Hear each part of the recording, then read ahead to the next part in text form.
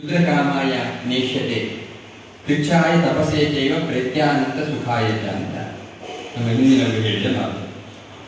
ಈ ಜನ್ಮ ಬಂದ ಮೇಲೆ ಅವರ ಕೇವಲ ಯಾವುದೋ ಕ್ಷುಲ್ಲಕವಾದ ಸುಖಕ್ಕೋಸ್ಕರ ಜೀವನವನ್ನು ತ್ಯಾಗ ಮಾಡುವುದರ ಬದಲು ಕಷ್ಟಪಡಬೇಕು, ಸಾಧನೆ ಮಾಡಬೇಕು. ಈ ಲೋಕದ ನಂತರದಲ್ಲಿಯೂ ಕೂಡ ಅನಂತ ಸುಖ ಕೊಡತಕ್ಕಂತಹ ಪಾರತ್ರಿಕ ಲೋಕವನ್ನು ಸೇರಬೇಕು ಅಂತಾದರೆ ಈ ಲೋಕ ಎಂಬುದು ಲೌಕಿಕ ಸುಖದೊಂದಿಗೆ ಪಾರತ್ರಿಕ ಸಾಧನೆಗೆ ಕೂಡ ಕಾರಣ ಆಗಿರಬೇಕು. ಸಂಸ್ಕಾರ ಎರಡು ಬಗೆ, ಒಂದು ದೇಹನಿಷ್ಠ ಸಂಸ್ಕೃತಿ, ಇನ್ನೊಂದು ಆತ್ಮನಿಷ್ಠ ಸಂಸ್ಕೃತಿ ಅಂತ. ದೇಹನಿಷ್ಠ ಸಂಸ್ಕೃತಿ ಅಂದರೆ ಮುಂದಿನ ಜನ್ಮ ಇದೆಯೇ ಇಲ್ಲೋ ಅದರ ಬಗ್ಗೆ ಯೋಚನೆ ಮಾಡದೆ ಈ ಜನ್ಮದಲ್ಲಿ ಚೆನ್ನಾಗಿ ತಿರುಗಬೇಕು, ಸುಖ ಪಡಬೇಕು ಅಂತ ಇಷ್ಟೇ ಯೋಚನೆ ಮಾಡಿದರೆ ಅದು ದೇಹನಿಷ್ಠ ಸಂಸ್ಕೃತಿ. ನಮ್ದು ಹಾಗಲ್ಲ, ಸಾಧನ ಶರೀರ.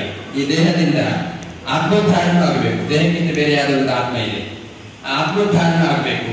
ಆತ್ಮನೊಳಗೆ ಅಂತರಾತ್ಮ ಇದ್ದಾನೆ ಪರಮಾತ್ಮ, ಅವನ ಅನುಗ್ರಹಕ್ಕೆ ಪಾತ್ರರಾಗಬೇಕು. ಹಾಗಾಗಿ ದೇಹ ಎಂಬುದು ಒಂದು ದೇವರ ಮನೆಯಾಗಿದ್ದು ಒಳಗೆ ಇರತಕ್ಕಂಥ ಭಗವಂತನ ನಿತ್ಯ ಪೂಜೆ ಆಗಬೇಕು ಅಂತಾದ್ರೆ ಇದು ಸುಸಂಸ್ಕೃತವಾಗಿರತಕ್ಕಂಥ ಮನಸ್ಸನ್ನು ಹೊಂದಿರತಕ್ಕಂಥ ಆತ್ಮವನ್ನು ಹೊಂದಿರತಕ್ಕಂಥ ದೇಹ ಆಗಿರಬೇಕು.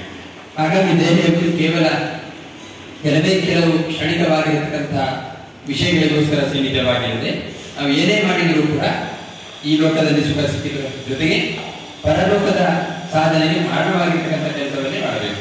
ಹಾಗಾಗಿ ಆವಾಗಲೇ ಇದು ಸಾಧನೆ.